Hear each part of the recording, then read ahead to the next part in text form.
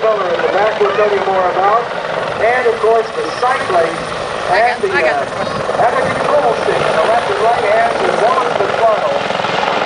And finesse. As the pilot turns around, you see the flight engineer, Jim Somerville, close the door, and on they go.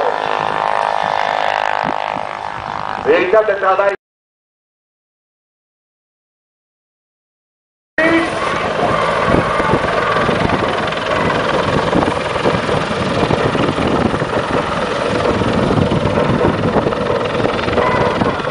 Peu importe le devoir les appelle, les hommes et les femmes des forces canadiennes savent qu'ils peuvent monter sur le CH-146 Griffon pour se rendre à destination et revenir à leur base.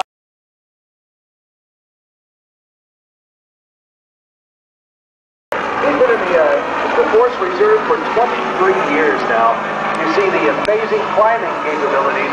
Hard to believe it's about 12,500 pounds of flying machine as it climbs down.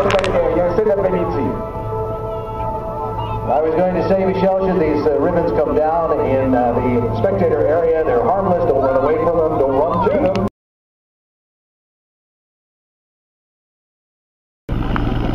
Good alive, thank you very much.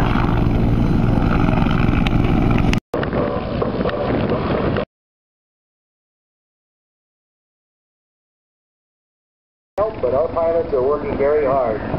And careful not to get caught in that downwash we just talked about as you descend. Very important not to get into that downwash, because the rotor speed doesn't increase and that air effectively push you all the way down to the ground. So rotating and in a tactical way, keep moving in the sky.